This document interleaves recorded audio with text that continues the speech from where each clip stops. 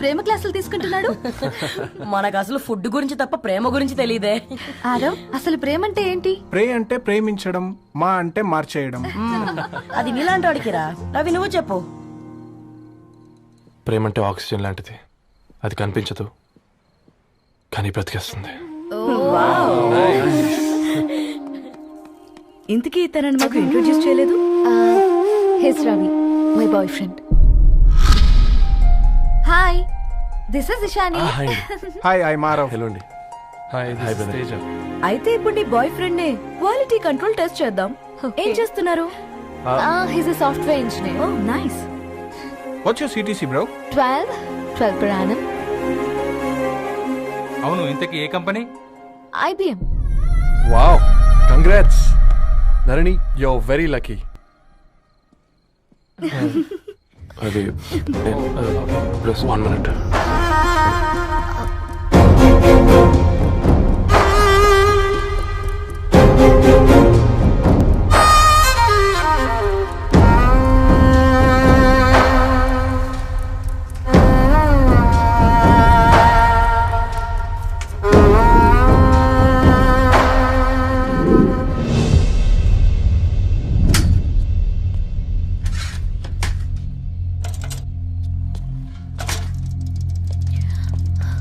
రవి, మధ్యలో వెళ్ళిపోతున్నావేంటి రవి? చివరిదాకా కలిసి నడవలేమో తెలిసినప్పుడు వెనక్కి వెళ్ళిపోవడమే కరెక్ట్ అనిపించింది. వాళ్ళతో అలా అబద్ధాలు చెప్పినందుకు కోపం వచ్చిందా? లేదు, నిజాలు దాచినందుకు బాధ అనిపించింది.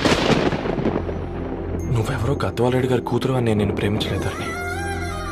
నేను చూడడానికి ముందే నీ ఆలోచనలు, నీ భావాలు నేను ప్రేమించాను. నువ్వు చాలా మంచిదని ధరణి. అంటే మొదట్లో నేను ఎలాగైనా కలవాలి, ఒక్కసారైనా మాట్లాడాలని చాలా ట్రై చేసేవాడిని ధరణి. కుదిరేది కాదేంటో. అలాంటిది నువ్వు నాతో ఫ్రెండ్షిప్ చేసావు. నేను నెలంతటికి దాకితే 300 అవుతారని. నువ్వు ఎక్కడికి తీసుకెళ్ళవే? ఏంటా ప్లేస్ అది? Star bucks. కప్పుకు 300 ఏంటారండి, పిచ్చ ఎర్రా. ఈ చుట్టూ మా వీధిలోకి వచ్చేసి 50. నువ్వు తీసుకెళ్ళిన కుక్కర్లో 1000. అప్పుడు ప్రైసెస్లోనే అనుకున్నాను, ఇప్పుడు పర్సన్స్లో కూడా తేడా కనిపిస్తుంది. రవి, నేను అసలు ఎందుకు చెప్పాల్సి వచ్చిందంటే అది ఈ కారణాలు నీకుంటే ధరణి. నేను చదువుకున్నాను, బీటెక్ చేశాను తెలిసాక నాకు దగ్గర నేనే నోటీస్ చేయలేదు. కరెక్ట్. ఒక ఫోన్ కొనిస్తే గిఫ్ట్ అనుకొని సంబరపడిపోయానే. స్టాండర్డ్ అది అర్థం చేసుకోలేకపోయాను. ఈ షర్ట్ గురించి నీట్గా టచ్ చేసుకున్నామంటే నిజంగా ప్రేమ అనుకున్నాను దాన్ని. ఈ ప్రెజెంటేషన్ ప్రిపేర్ చేసావా? నాన్సెన్స్ రవి, నీకేమైనా పిచ్చా? ధరణి, ఇక్కడ బాధపడాల్సిన విషయం ఏంటంటే నువ్వు కూడా అందరిలాగే ఆలోచించావు. నీ దృష్టిలో పేపర్ వేయడం తక్కువ కావచ్చు కానీ తప్పు మాత్రం కాదు. అయినా నీ రేంజే వేరు ధరణి. ఒకసారి నువ్వు నుంచుని చూడు, నీ బ్యాక్గ్రౌండ్ చూడు ఎంత బ్రైట్ గా, ఎంత బాగుందో. వెనకాల అంతా చీకటి. ఆ వెళ్తున్న వదిలేసి చీకట్లోకి రావద్దు ధరణి. రవి, నువ్వేం మాట్లాడుతున్నావో అర్థమవుతుందా నీకు? అర్థమవుతుంది ధరణి. నేను కట్టుకున్న తాజ్మహల్కి నేనే షాజహాన్ అనుకున్నాను.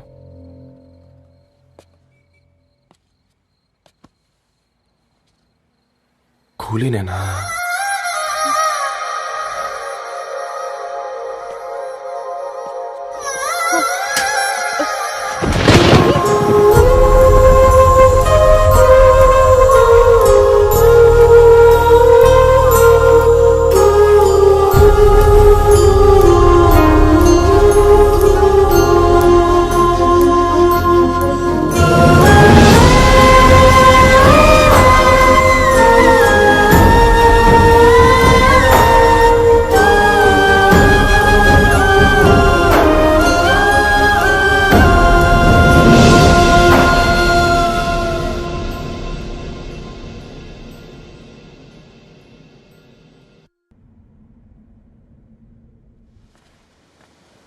దా కూర్చో.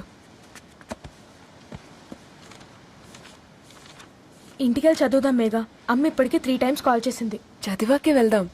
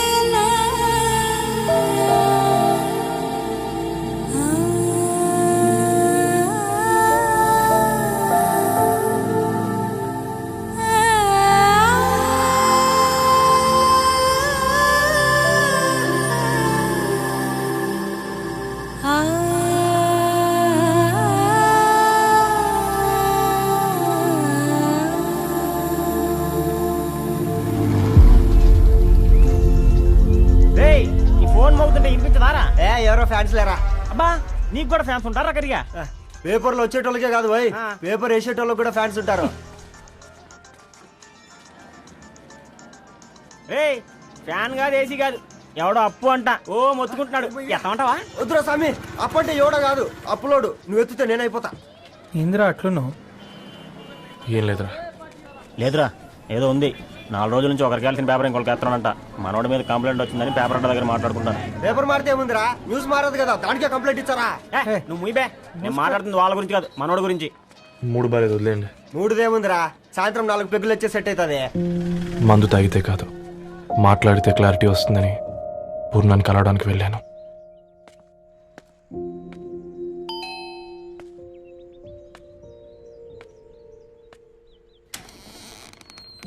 ఏంటి బిల్ కోసం వచ్చావా? తెస్తానుండు. పూర్ణ గారు, తనకి ఎన్నిసార్లు కాల్ చేసినా లిఫ్ట్ చేయడం లేదు. మీరు ఒకసారి నేనైతే నీ నెంబర్ బ్లాక్ చేసేదాన్ని.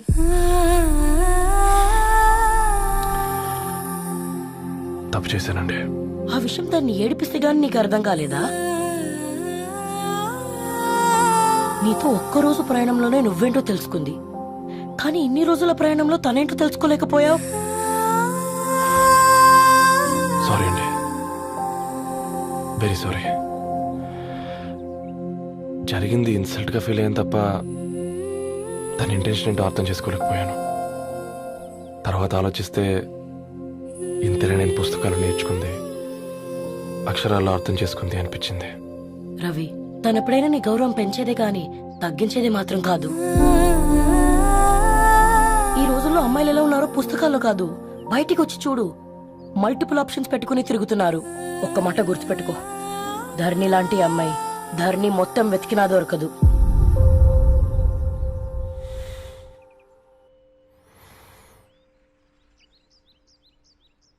నేను తనని అర్జెంటుగా కలవాలండి. తన ఇంట్లో లేదు, ఫ్రెండ్ పెళ్లికి ఆలిపేలింది.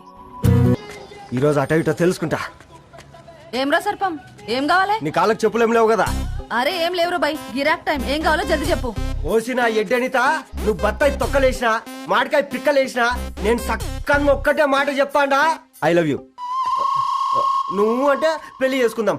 నాగ చైతన్య సమంత తర్వాత మనసంటే ట్రెండింగ్ అవుతుంది. ఏమంటావు? ఏమో ఏంది మీ మొడుచుంది?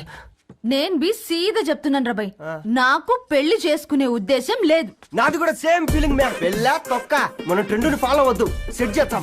పాత బస్తీలో రూమ్ తీసుకొని రాత్రి పగళ్ళు అదే పనిగా రెచ్చిపోయి విచ్చల విడిగా సహజీవనం చేద్దాం. అలసిపోయినా ఆగిపోవద్దు. కావాలంటే 6 నెలల తర్వాత ఎప్పుడన్నా బోర్ కొట్టేప్పుడు బ్రేకప్ చెప్పుకొని 7 కొంపకాలు వెళ్ళిపోదాం. ఏమంటావు మ్యా? నాకు పెళ్ళొద్దంది నీతోరా గోఫ్లెమ్. మళ్ళీ గిస్వంటి నక్రాలు చేసినవో తుక్కడలు తుక్కడలు చేసి పొయ్యిలో పెడతా.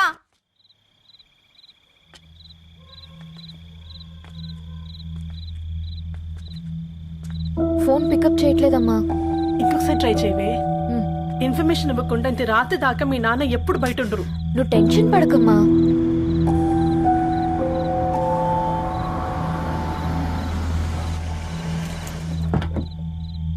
ఇంట్లో ఎంత టెన్షన్ పడుతున్నావు? ఒక ఫోన్ చేసి చెప్పొచ్చు కదయ్యా. ఏమైంది నాన్న?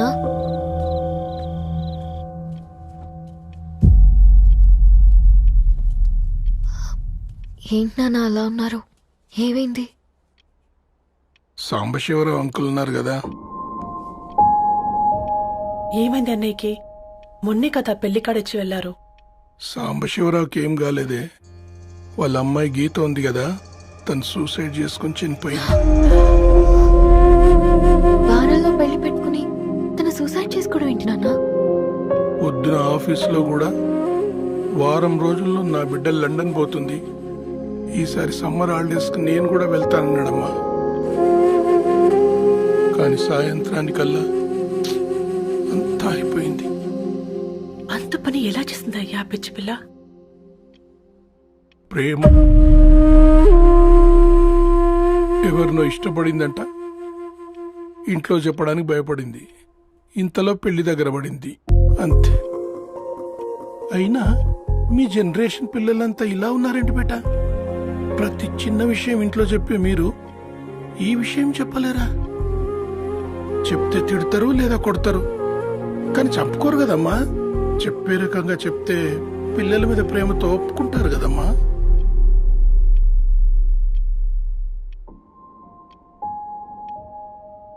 అయితే ఒప్పుకోండి నాన్న. ఏయ్, ఏం మాట్లాడుతున్నావే? అవునమ్మా, నేను ఒక అబ్బాయిని ప్రేమించాను. ఎవరే? మన ఇంట్లో పేపర్ వేసే పేపర్ బాయ్. Paper boy? అనుకున్నా వాడి ఇంటి చుట్టూ తిరుగుతుంటే గిట్లాంటిదేదో జరుగుతుందని ముందుగాలే అనుకున్నా.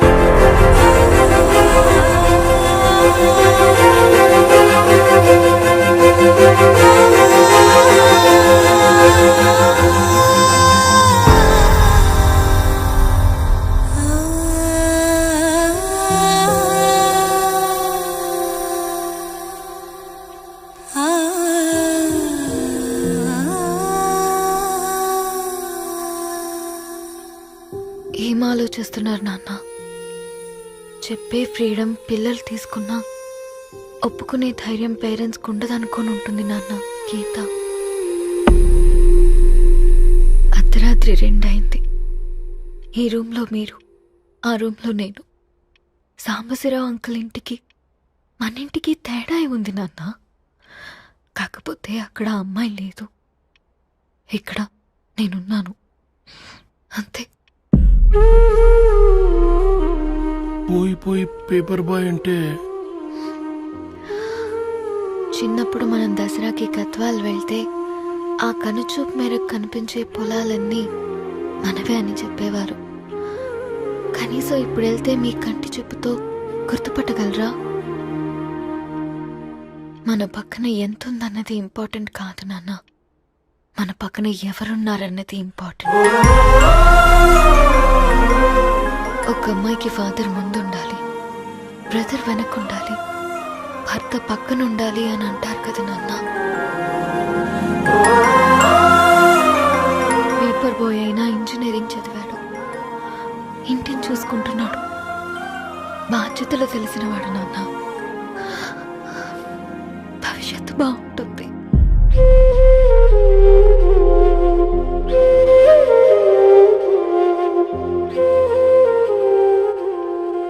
సరే బేటా, మంచి రోజు చూసుకొని ఓసారి వాళ్ళని మన ఇంటికి రమ్మందాం. థ్యాంక్ యూ నాన్న, థ్యాంక్ యూ సో మచ్.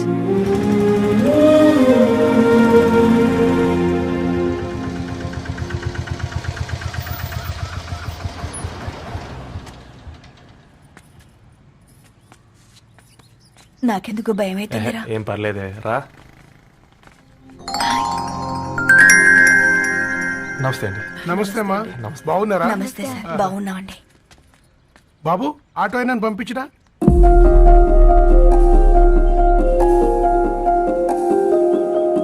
ఆయన మా ఫాదర్ సార్.